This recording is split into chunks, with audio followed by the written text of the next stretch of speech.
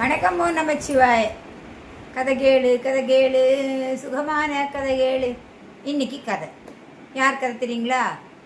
தைரியம் மட்டும் இருந்தால் போதுங்க, வாழ்க்கையில் நம்ம ஜெயிச்சு காட்டலாம். அதுக்கான கதை. ஒரு சின்ன பையன் ஓடி வந்து என்கிட்ட ஏதோ கதை சொல்லுங்க சொன்னான். நான் சொன்னேன், எனக்கு எதுவும் சொந்தமாக கதை தெரியாதே அப்படி சொன்னேன்.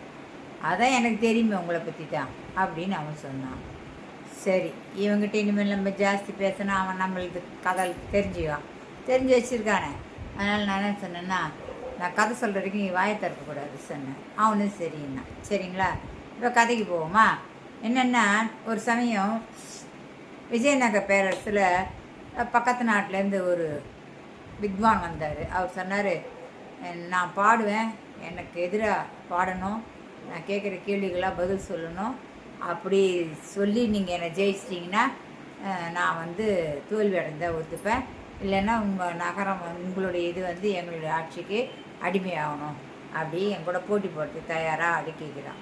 கேட்கும்போது விஜயநகர பேரரசருக்கு வந்து ரொம்ப கஷ்டமாக இருக்குது. என்ன பண்ணுறது நம்ம அப்படின்னு மோசனை பண்ணுறாரு. அப்புறம் எல்லாருமா யார் போகிறீங்கன்னா யாருமே போக முடியாது, எல்லாம் பயப்படுறாங்க. அப்போ தெனாலிராமன் தான் என்ன பண்ணுறாருன்னா, நான் போகிறேன், அந்த வித்வானை எதிர்கொள்கிறேன் அப்படின்னு சொல்கிறான். சொன்ன உடனே அரசருக்கு ஒரே ஆச்சரியம். உனக்கு என்ன தெரியும், நீ வித்வானை போய் எல்லாம் ஜெயிச்சு வந்துடுவியா அப்படி கேட்கும்போது, ஜெயிச்சு வந்துடுவேன். எப்படின்னா, என்கிட்ட வீரம் மட்டும்தான் இருக்குது, வீரத்தை வச்சு நான் ஜெயிச்சு வந்துடுவேன் சொல்கிறார். சொன்ன உடனே மறுநாள் அரசாகி அவர் வித்வான் வர்றாரு, தெனாலிராமனும் போகிறார். அந்த வித்வான் என்ன பண்ணுறாரு, தெனாலிராமனை பற்றி ஒரு விரல் காட்டுறார். உடனே தெனாலிராமன் 2 விரல் காட்டுறார்.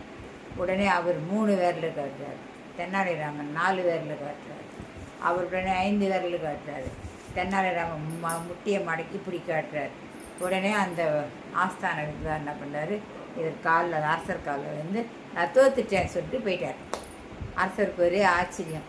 எப்படி இவர் போனார்? அந்த ஆஸ்தான வித்வானை தனியாக சந்தித்து கேட்குறாரு, என்னாச்சு உங்களுடைய அரசாங்க புலவருக்கு ரொம்ப புத்தி ஜாஸ்திங்க, அவர் என்னை தோற்கடிச்சிட்டாரு அப்படின்னு சொல்கிறாரு. அங்கே என்ன நடந்தது அப்படின்றத நாளைய தொடர்பு கதையில் தொடர்ச்சியாக பார்ப்போம். இன்றைக்கி இது ஷார்ட்டு டைம் ஆகிடுச்சு. என்ன நடந்தது அப்படின்றத நாளைக்கு கதைகளில் சொல்கிறேன். வணக்கம்.